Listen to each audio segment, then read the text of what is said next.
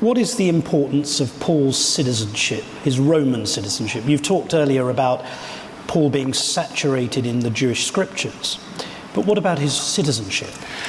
How does that play out? Yeah, Paul's Roman citizenship enables him to do things and get out of jail free at one point in a way which wouldn't have been possible without. And I think Paul kind of relishes that he is a Roman citizen, he's born into Roman citizenship. We're not sure why. Possibly his father or grandfather had served in the army and been given citizenship or something.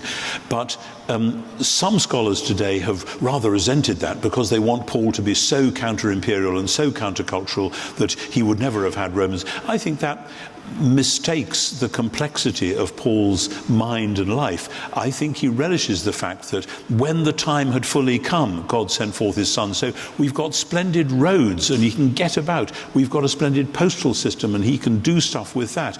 We've got magistrates to whom he can appeal, and he knows the law as well as they do. He can tell them when they're getting it wrong.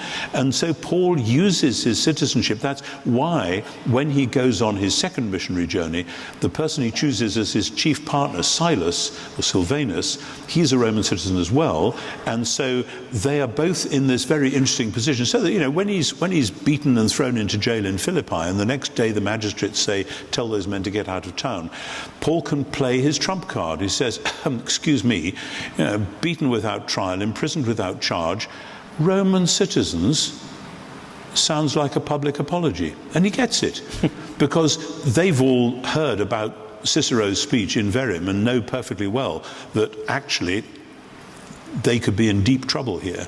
And so Paul has got them. Of course, one of the interesting things is, how could he prove it? Because if you claimed to be a citizen and couldn't prove it, you'd be in deep trouble if they thought you were telling a lie.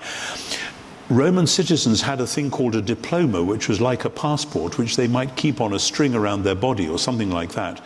And I'm not sure how Paul would have managed with that if he's being stripped and beaten and so on, but that seems to be part of the deal. And so then later on in Jerusalem, he says to the centurion who's about to have him tortured, think this is illegal, don't you? And oh my goodness, yeah, we nearly got into severe trouble here. So I think he kind of and then of course the appeal to Caesar. That's a stroke of great chutzpah, and I think Paul knows it's heavily ironic, but back of that he knows that he's fulfilling Isaiah 52 verses 13, 14 and 15, that kings shall shut their mouths because of him.